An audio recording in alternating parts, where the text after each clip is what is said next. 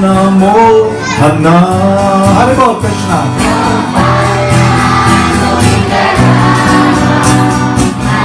Hare boys.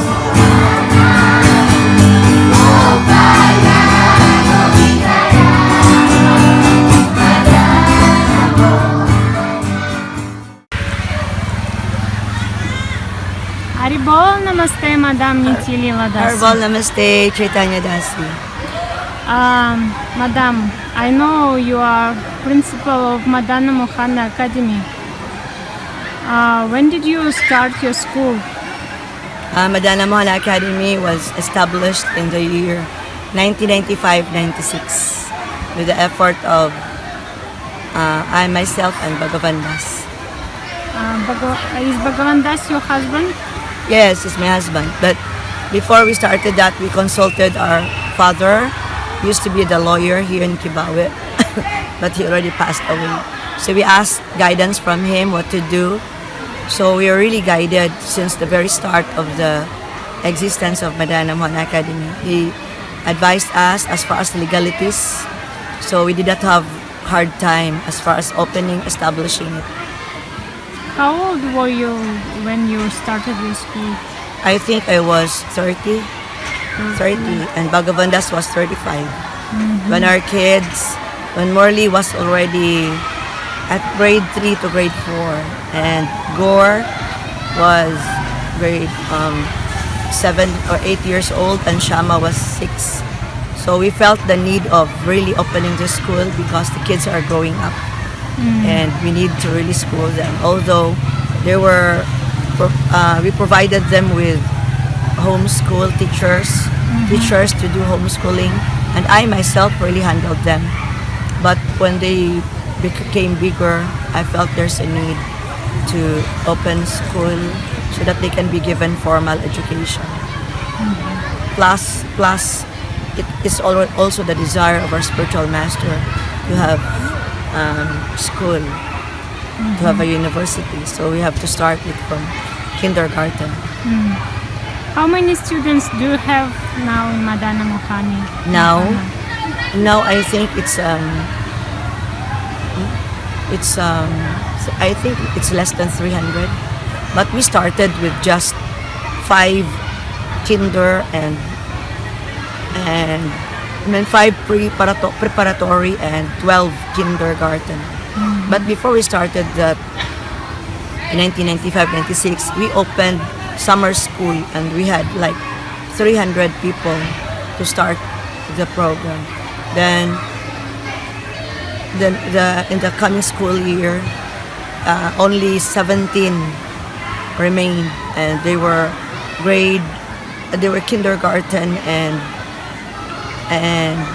preparatory.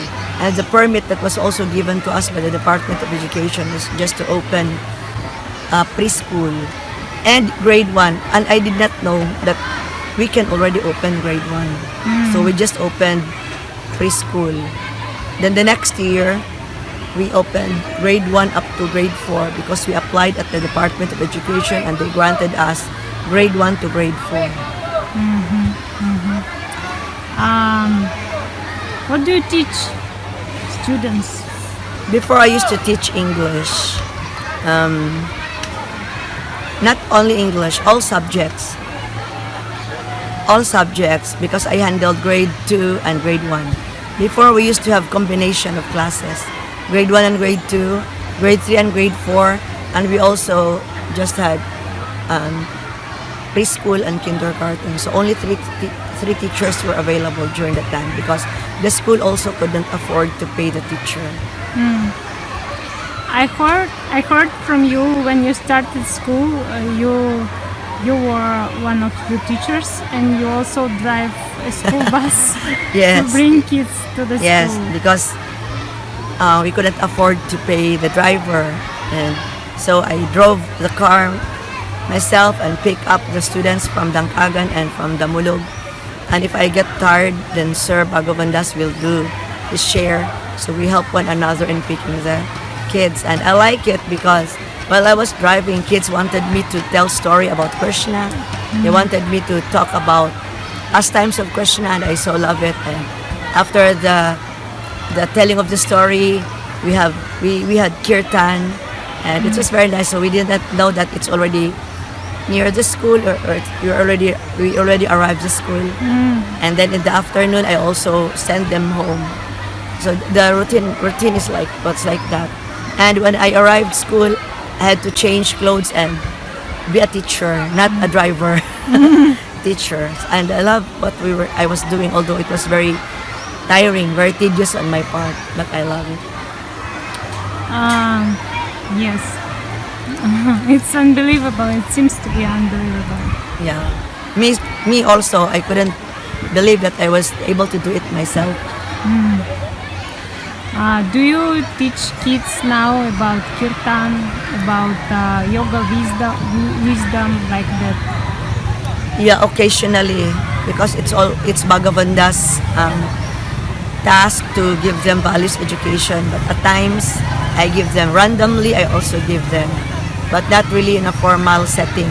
But I handle education sa pagpapakatao. That means education, human education. So that's really the best subject for me to teach them who we really are, the sense of identity, our essence, position, and function, and what is our goal in life. Do they listen lectures of our spiritual masters? Yeah, I usually get the topic from his lectures because I find them very relevant in their life, and that's what they need most, not this theory about philosophy and about this world. I grab the opportunity of emphasizing and giving stress to them the value of knowing who they are, so that when they live in this world, they know what to do. They have guide, so that in times of trouble, in times of pain, in times of hardships, they have something to hold on, and that is the wisdom that our spiritual master is giving us, the science of identity. Very nice. What about students? Are they obedient? Do they follow you? If I'm going to see the changes this time and before, there's very great difference, because before, when I say something to the kids, they immediately follow. Maybe it was also with age, because I was very active that time and very alert, but now it's like I'm slowing down, but I don't give up. I'm just telling that the change, that before, when I say something to the kids, they immediately follow, because life during that time was simple. But this time, that in the advent of technology, especially these smartphones, I noticed that students are have their own thing, have their own agenda, and it's hard for them. It's hard for teachers, especially administrators, to get into their way, because they wanted to really do what they like, especially in terms of relationship. But at Madana, we make it sure that no boy-girl relationship is happening. But sometimes they do things out of our control, so we cannot do anything about it. But what is important is they know that it's not allowed, so that their focus will not be on that relationships with opposite sex, intimate relationship. They can be friends, but not to the point of really giving their heart to the opposite sex. So we really help them in that way. Do you allow your students to use cell phones inside of school? Definitely not. But sometimes they outwit us.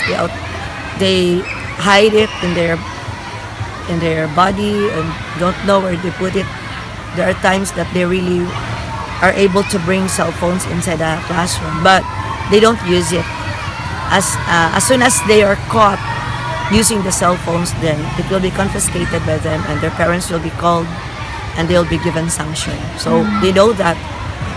So they know, since they know that, they obey, but sometimes they disobey. That's why they have hard time in their stay at Madana.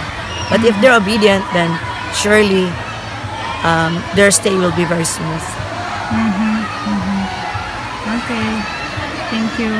How do you think, what is better for kids, to be strict or to be kind? What is better for kids? To be It's- understanding. We I- as parents, you mean? Yes, As parents, yes. as guardian of kids, yeah, kindness is very important. But there are times that we also lose control because they're so. It's hard to tame them, to train them, especially when they come from family that the broken family. It's hard to really discipline them. So we need to be more understanding with their situation.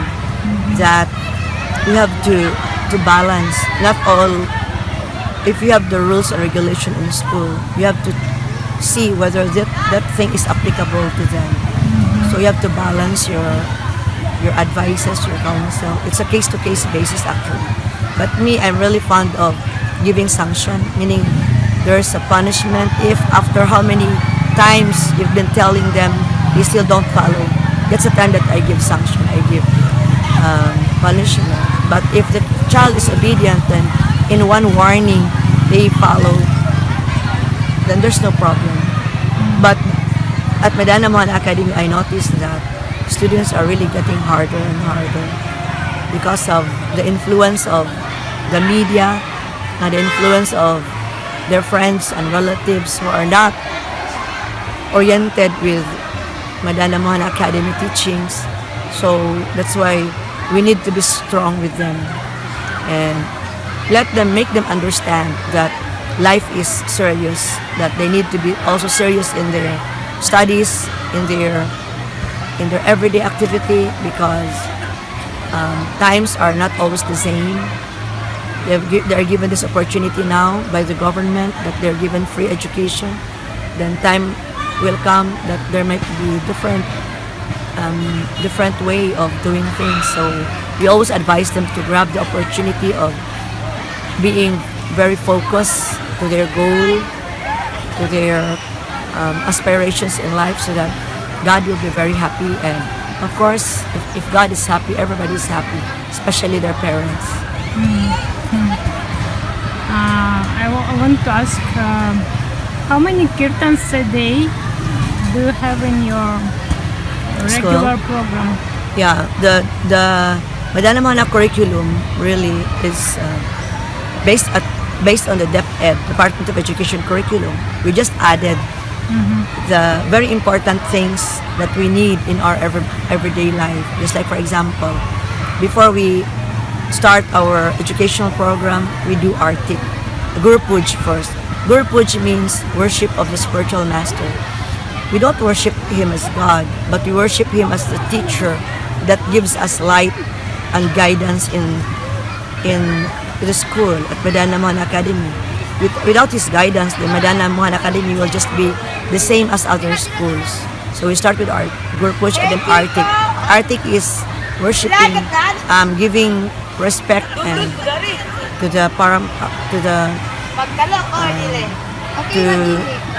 the Supreme Person. So we teach students to love, to serve the Supreme Person, our God. So we do it by singing the holy names, and it's very nice because it's like doing an exercise every morning and also at lunch.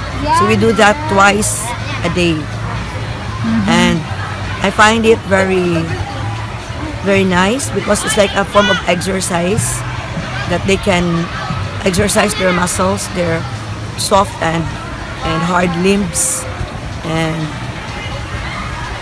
for 23 years of operation, then I can see that kids, the Mohanians, are very happy doing kirtan. Yeah. Do they chant after graduating from school? We don't know if they still chant, but I know the teachings are already embedded in their hearts, because for how many years of staying at Madana Mohana Academy, I don't think they can still forget what we taught them and what they experienced at Madana. So I think it's just a matter of time. Yeah. And the thing is, it's not for us to see, to judge whether what they're doing after, but we just continue to do the wishes of our spiritual master, which is to give Krishna to the people, to the students. And then whether they take it or they live it or they live with it, the philosophy, then it's up to Krishna. So Krishna is the ultimate control of everything. We just do his desire, the desire of our spiritual master, and then it's up to Krishna what happens next. I want to ask about diet of students. Diet? Diet, yes, about their food. Are they Okay. vegetarians? Some are not, and to be able to not to really not very imposing. So we just see to it that there will be no meat inside the school premise, so they can we it's up to them whether they bring, whether they don't bring, but they have to leave their food at the lounging room, students' lounging room. So that's where they eat, that's where they leave their food, and that is after they enter the first gate. And at the second gate, no meat, strictly no meat is allowed inside. So whether they grab the opportunity of learning that vegetarianism is best for their health, and it's up to them. Our focus is not on that. Our focus is really on the chanting of the holy names of Krishna.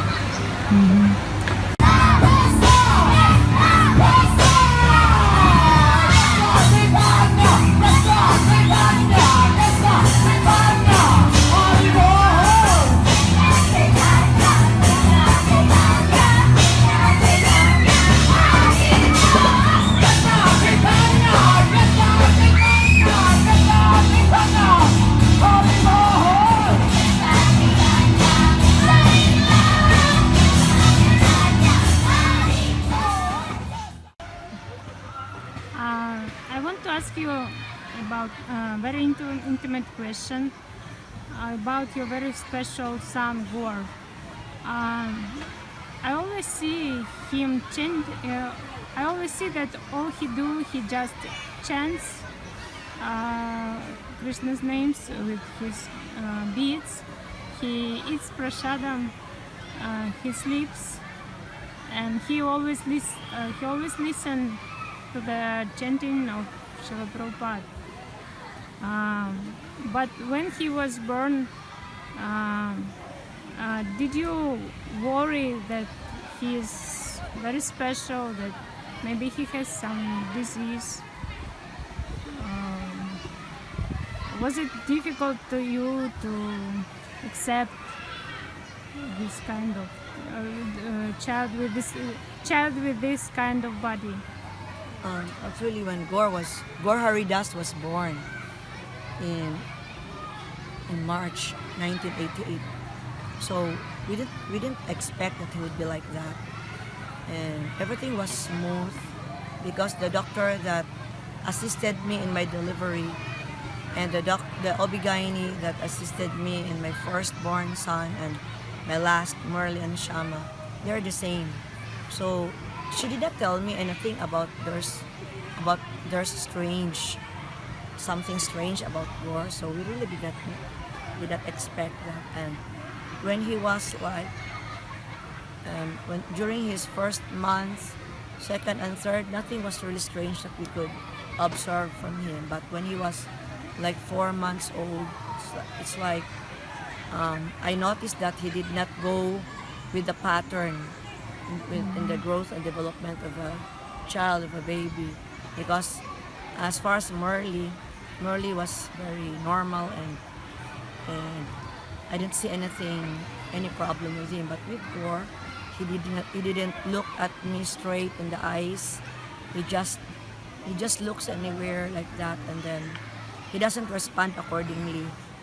But when we brought him to the doctor did not say anything. He did not say anything. But I know there's something wrong with him. I know he's autistic. But the doctor did not say anything about him. So how can they give something if they don't even know what's the problem? So when we came here to Bukidnon, because Gaur was born in Manila together with all his brothers, And when we came here to Bukidnon, we became members of this special child organization, Autism Society of the Philippines. So we became a member, and hoping that they could also help. But that was the very first time we attended that meeting.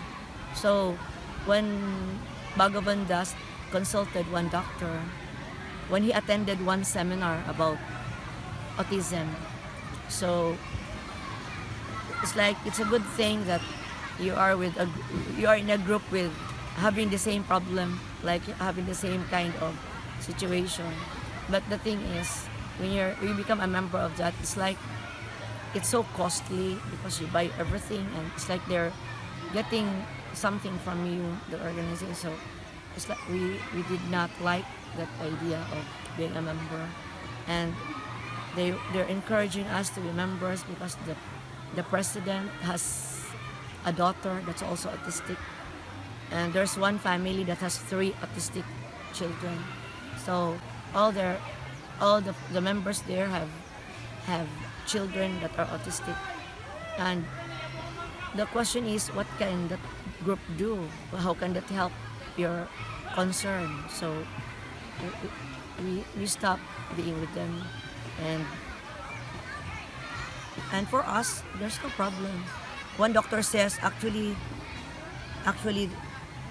I don't know I don't know what to do with that because we don't even know the cause. So what more of finding a solution? We don't even know the cause. So it's just like, because it's a developmental problem. And then it's not that we accept or we don't accept. It's a matter of just having him, and he's very much welcome in the family, and because we know that it's just the body and it's just temporary. Gore is the spirit soul really living inside that body, and that body of an autistic body is just temporary. So what do we do? What do we do with him is we always make kirtan, the holy names, available in his proximity, in his environment, and that's his life. For him, kirtan is life. That's the only thing he can live without. Kirtan. For example, there's no power, electric power, and the kirtan stopped. So it's like death for him. So he immediately stands up and look for music, and he gives the crank to the generator so that people can immediately open it and have kirtan. Yeah, so that's how nice Gore is. So actually, Gore is not a problem, or is not a burden to us. In fact, he is an angel. He is a saint in our family. Without him, then I think the greatest part, which is kirtan, is not in our house. He is the person that always thinks of kirtan, and sleeps with kirtan, and wakes up with kirtan. That's his expertise, actually. If there's a PhD or Doctor of Philosophy in kirtan, that's Gore. So we're very happy with him. But if you're going to see him in the external aspect, we can see him, he's a pity, but we don't see him that way. We go beyond that. Yeah. So he is really a living wisdom for us, because the moment you see him, you always be reminded of your true identity, that this world is really a temporary thing, that this world is all a mirage. It's all there's nothing really true in this world. Yeah, that's why we're here, because we decided to be here. That's why, since we know this fact, then there's no need for us to be in this world. So we invest something for the next, and that's what our focus is. Our focus is not to perpetuate or stay in this world. It's for us to be equipped that when the time comes, when the inevitable comes, we are very much ready to face that, chanting the holy names.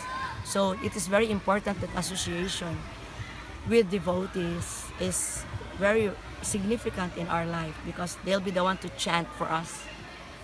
If it happens that we cannot chant during our departure, then devotees will chant for us. That's why we have to be kind and we have to be good with the devotees that surround us. Although sometimes there are instances that it's difficult, but we need to be always be guided and be focused with what we're doing. Just like the lecture that we were hearing this morning, ups and downs in life, that's nothing. Positives and negatives in life, that's nothing. We should be like these lotus flowers in the pond. They're there, the muddy water, but they're simply untouched. They're untouched. They're now sleeping because the sun is also hiding. So they're untouched by the impurities of the environment. So we must be like that in our meditation with Krishna.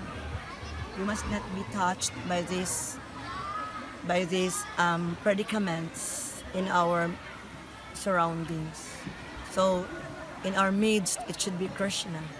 In our midst, it should be holy names. That's our only solace. Holy names are our refuge in our heart and in our mind, in our entire life. Nothing more, nothing less. Your son is like Jada Bharata. Yeah. When I look at him, I always memorize about Jada Bharata.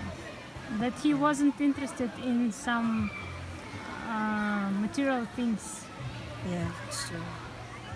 But we don't know. We can just speculate like that. But we don't really know what's going on with him. So it's up to Krishna. I want to ask you some other kind of question. What language do you use for studying in your school? In school, Which language? it is really advised, especially in the K-12, to use the mother tongue or the contextualized this Cebuano. But since many are wanting to be going to different places in the future, so I really impose English speaking in the school, English instruction, because we don't know whether our kids will just stay in the Philippines or in Kibawe. K-12 is for people who like to dwell, who like to live, who like to work in anywhere. So they must know this universal language, and that is English. So that's what we use in school. Teachers are really instructed, they are compelled to use English in their everyday activity, except when they handle Filipino and Filipino-based subjects. Do you invite foreigners, kids of foreigners, to study in your school? Yeah, I'm encouraging them to study at Madana Mohana Academy because having an association with Westerners is also a good thing, Why? provided they just follow the rules and regulation of Madana Mohana Academy. So that the Mohanians, the brown Mohanians, will know that they also have brothers and sisters that have white skin.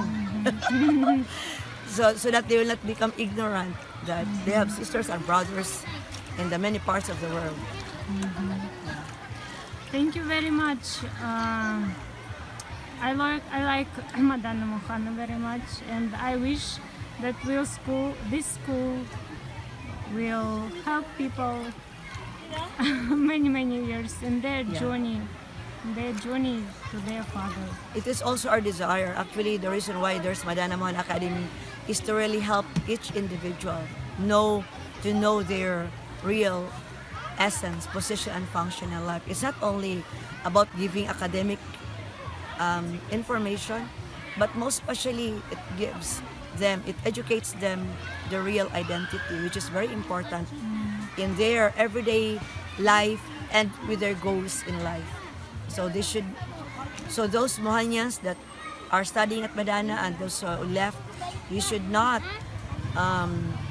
take that for granted, and that is the most important thing in this life. The value of life, the value of having spiritual master in our life, because without him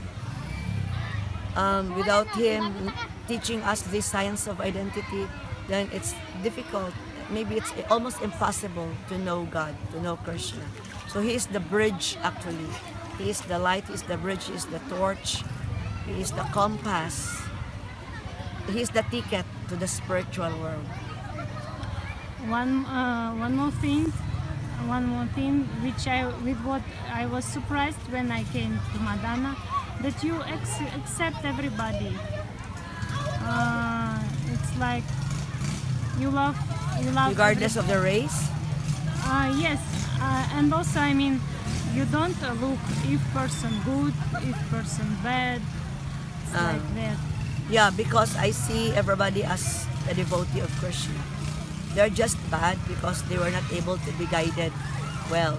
And I strongly believe that if they will hear the teachings and the philosophy of the science of identity, for sure they will adhere it and apply it in their life. So for me, there's no bad, there's no good. Everybody can learn the science of knowing God. So that's why I don't close doors to those who are not kind, that those who are bad. No, I see it as their greatest opportunity to be taught because they need that. They need that very much. So it's open for everybody. But after taking care of them, then they dislike, they show rebellion, they don't like it. Then that's the time that we stop them from coming. But the gate is open to all spirit souls who need our help. So you allow to live in school Yes. to everybody. Yes. I allow them to stay in school as long as they adhere to our rules and regulation. That is very important because if they don't follow rules, then it's hard for us to deliver our tasks. So as long as they follow, as long as they don't give deterrence to the school, as long as they don't give headache, then they're all welcome. As long as they chant and chant and chant. Thank you very much for your interview. Haribol, namaste. Haribol, namaste.